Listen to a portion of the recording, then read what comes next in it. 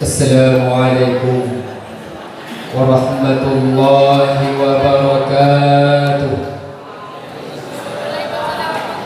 Alhamdulillah, alhamdulillahilladzi hafadha ikhwanal muslimina fi Palestin. Asyhadu an la ilaha illallahul malikul haqqul mubin. Wa asyhadu anna Muhammadar rasuluhus shadiqul wa'dul amin.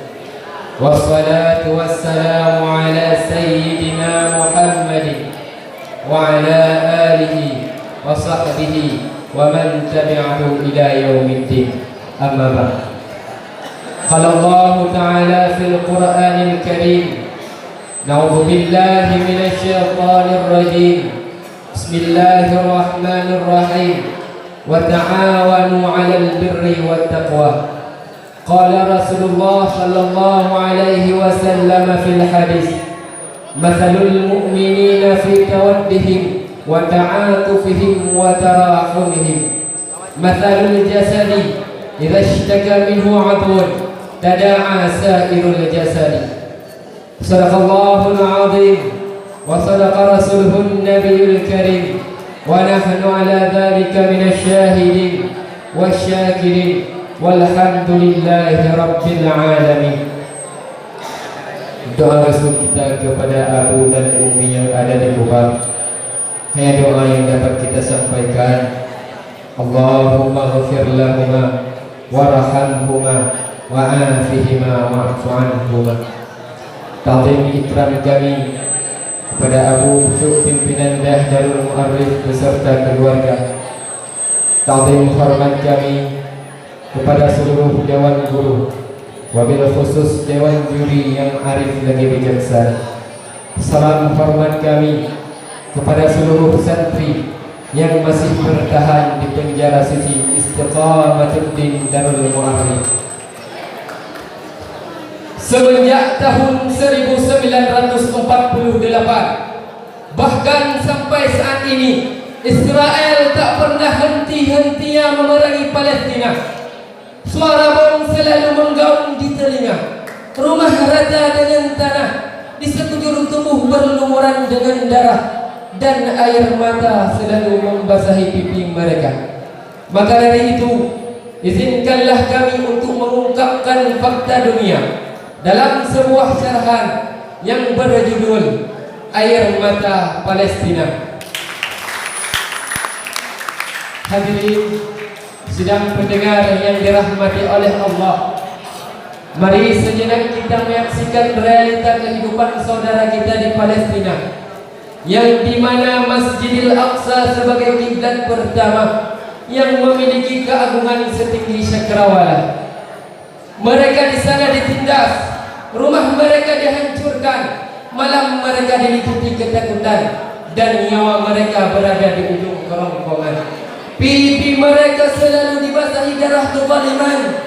Mata mereka tak pernah kering dari tangisan. Telinga mereka juga tak pernah sunyi dari kebisingan tembakan. Tempat ibadah mereka dihancurkan, tempat belajar mereka dibinasakan, sehingga banyaklah syuhada yang syahid di medan pertempuran. Kini derayan air mata mengiringi kepergian mereka. Suara tangisan menemani pembaringan rakyat Palestina. Kini Palestina bersedih, menangis dan merintih. Dunia diam di saat Palestina menderita. Dunia menutup mata ketika kata porak-poranda. PBB tak akan bicara dikala negeri Islam berduka.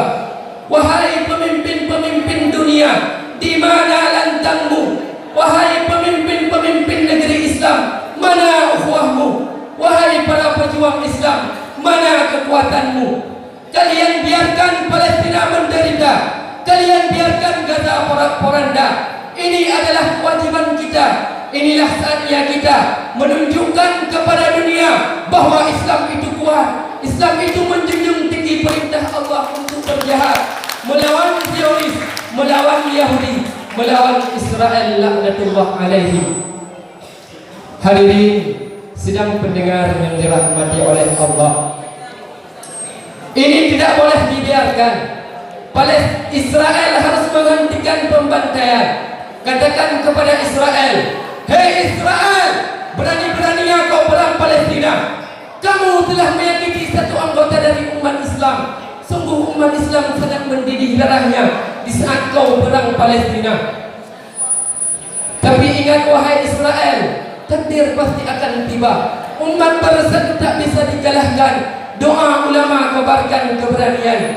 Umat yang tertindas berjihad di jalan kebenaran. Walaupun umat Islam berbeda bangsa, berbeda negara, berbeda budaya, namun umat Islam mempunyai ikatan yang sangat kuat, bersatu dalam Islam yang erat dan memiliki iman yang sangat kuat. Maka bila di sana terjajah, di sini akan susah. Bila di sana tersakiti, sungguh air mata membasahi pipi kami. Sesuai sabda Rasulullah dalam sebuah hadis yang diriwayatkan oleh Ali bin Abi Thalib, "Mathalul mu'minina fi tawaddihim wa ta'atufihim wa tarahumihim mathalul jasadi idza ishtaka minhu 'udwun tada'a sa'irul jasadi." Perumpamaan kaum mukmin dalam sikap saling mencintai, menyayangi dan mengasihi. Seumpama tubuh, jika satu anggota tubuh sakit, maka anggota lain akan merasakannya. Hadirin sidang pendengar yang dirahmati oleh Allah. Lalu bagaimana kita sekarang? Apa yang harus kita lakukan? Apakah kita harus ke sana untuk mengangkat senjata bersama mereka? Ataukah kita hanya berdiam diri untuk menyaksikan episode demi episode kematian rakyat Palestina? Mana rasa ukhuwah Islam yang kita gabung selama ini? Bukankah Allah telah berfirman dalam Al-Quran surah Al-Hujurat ayat 10, Bismillahirrahmanirrahim, Innamal mu'minuna ikhwatun. Sesungguhnya orang mukmin itu bersaudara. Persaudaraan yang berlandaskan akidah serta iman, akan berdasarkan agama yang murni, akan senantiasa mempersatukan umat Islam dari berbagai penjuru. Rakyat Palestina di sana berjuang mati-matian. Rakyat Palestina di sana ditindas begitu sadis, ditembak dan dibunuh dengan tragis. Rakyat jelata dibantai sampai habis. Itu semua merupakan perlakuan Zionis yang hati dan sifatnya mengikuti iblis. Mereka melakukan perbuatan yang anarkis sampai tanah Palestina dipenuhi darah berbau amis.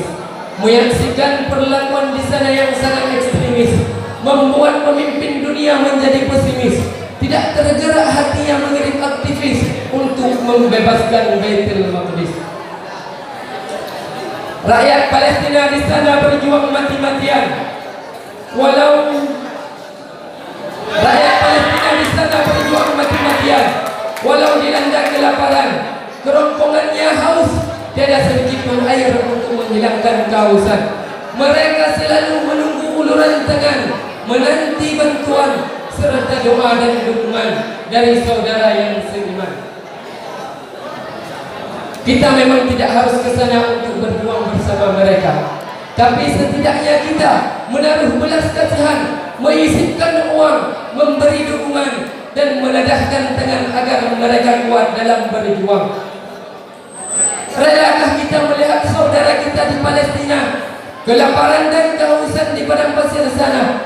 Lantas mengapa hati kita tidak terlintas untuk mendoakan mereka?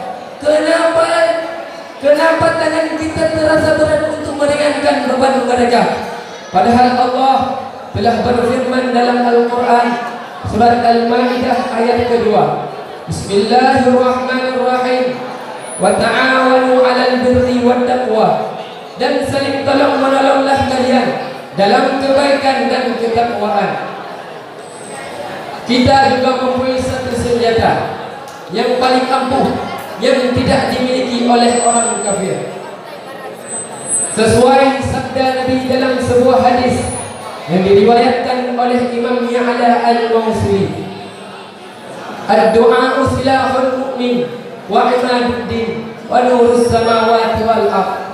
Doa adalah senjata orang mukmin, tiangnya agama, cahaya langit dan bumi.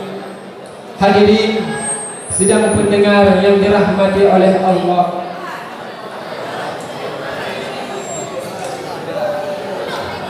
Lantas yang menjadi kesimpulan adalah banyak saksi yang bicara bebas, tapi dunia seakan-akan buta dan tutup telinga.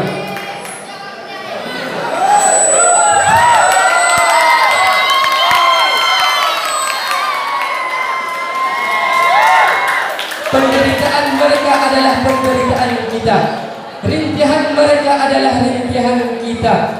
Teriakan mereka telah membelah ufuk di mana pendengaran kita. Sekian yang dapat saya sampaikan. Lebih dan kurang saya mohon maaf. Jazakumullahu khairan katsiran. Assalamualaikum warahmatullahi wabarakatuh.